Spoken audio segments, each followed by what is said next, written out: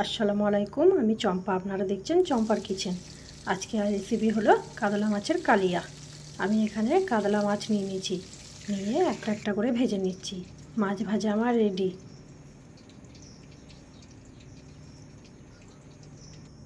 দিয়ে দিলাম কড়াইয়ের মধ্যে তেল, দুটো এলাচ আর একটা তেজপাতা নিয়ে ভালো করে 2-4 বার ভেজে নিলাম। ভাজার পর দিয়ে দিলাম এখানে একটা ছোট্ট পেঁয়াজ ছোট ছোট করে কুচি করে কেটে নিয়েছি। তেলের মধ্যে পেঁয়াজটা আমি নেড়ে চেড়ে ভেজে নিচ্ছি।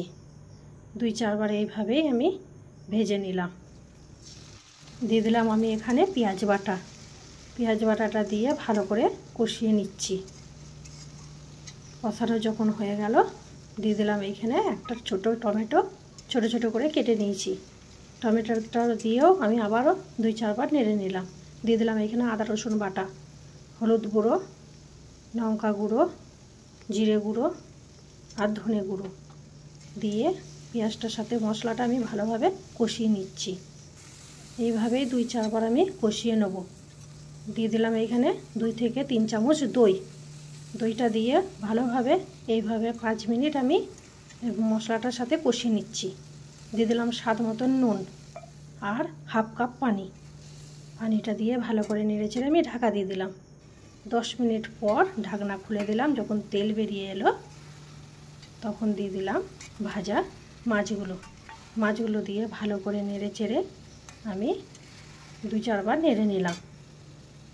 নাড়ার পর দিয়ে দিলাম এইখানে 1 কাপ পানি দিয়ে আমি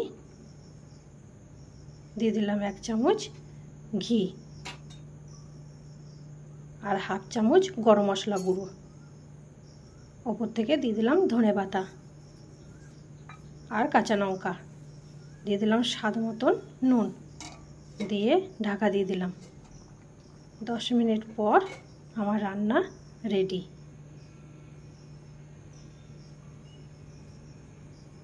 আজকের রেসিপি ছিল কাতলা মাছের কালিয়া। খুদা হাফেজ।